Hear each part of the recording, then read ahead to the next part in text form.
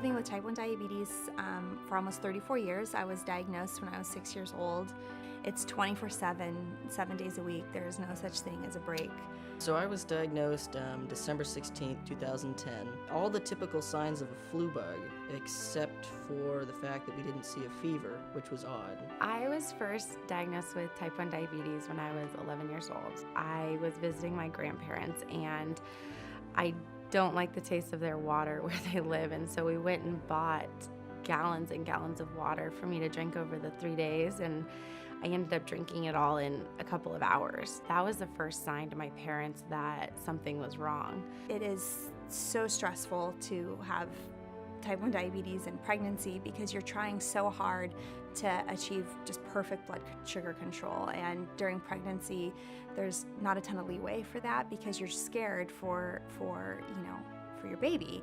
It was hard at first. There was, I think, 3 stages of emotions. First was shock.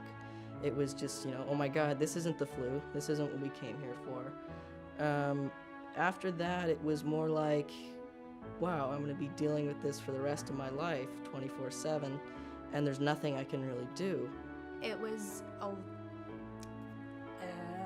shift, like an earthquake. It was everything changes in a couple minutes. We went to our doctor and told them about all my symptoms, and my doctor said, she has diabetes. We got to walk into the hospital, which is really fortunate as someone diagnosed with type 1. That was the first time I'd ever been in the hospital. My name is Lucas. And I have diabetes. Lucas was diagnosed with type 1 diabetes on August 23rd, 2012. And I'll never forget that day. The very first thing that I did was call Sansum Diabetes when that happened because I was so scared about what was happening with Lucas. It was one of the hardest, most trying moments of my life. You've got a very sick boy here, and that was like a dagger in the heart. Straight to this big, huge room in pediatric ICU.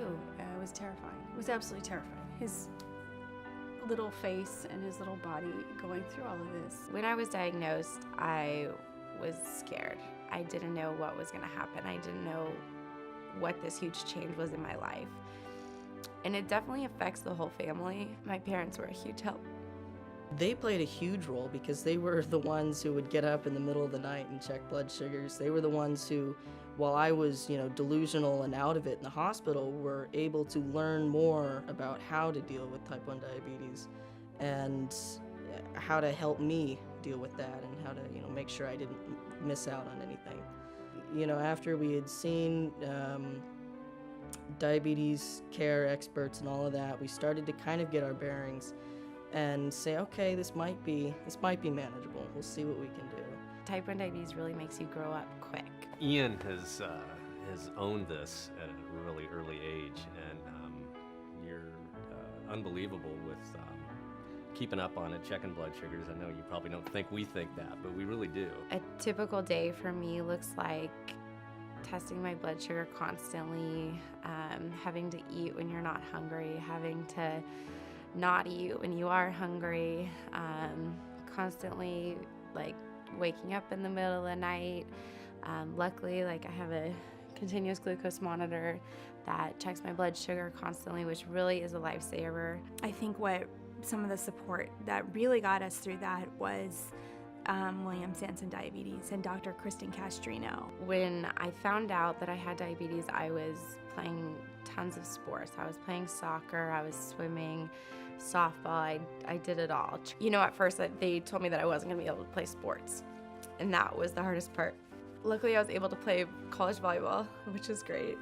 I do long distance cycling. There's a whole different aspect put into it. You have to watch blood sugar, and you have to make sure you don't go too high or too low, because then going low can put you in a dangerous place, and going high is you just feel absolutely horrible and you don't want to ride. I checked my blood 15 times.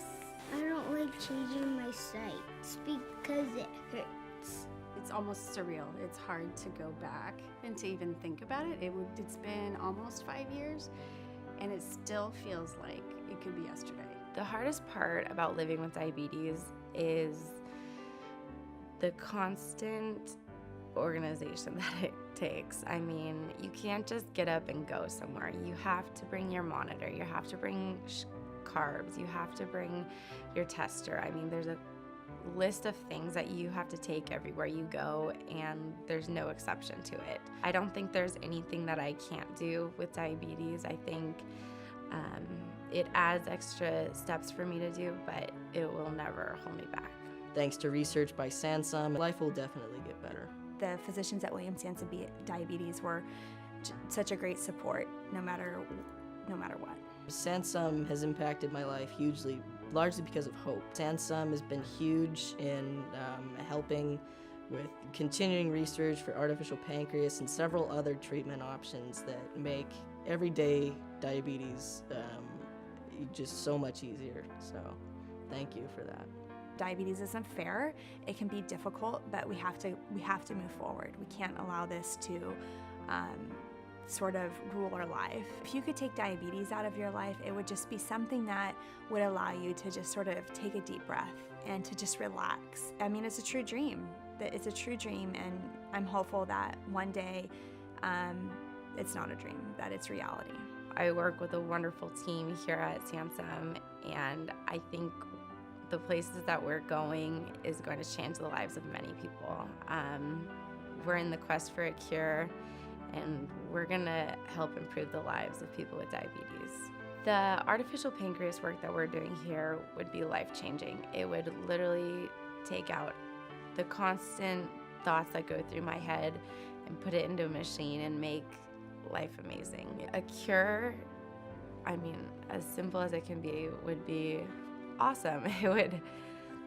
It'd take me back to normal. I've known Dr. Castrino for about 6 years. It's because of you, Lucas's life and the quality of his life has just, increased substantially. Yeah, and I'll always be grateful for that. Without the support of the community at the William Sansum Diabetes Center, we wouldn't be able to do the work that we do. We need the help from the friends that know people with diabetes so that we can get the artificial pancreas out, so that we can have a quest for the cure, so that we can help more women with pregnancies with diabetes. We need people's support to keep our jobs going so that we can help as many people as we possibly can.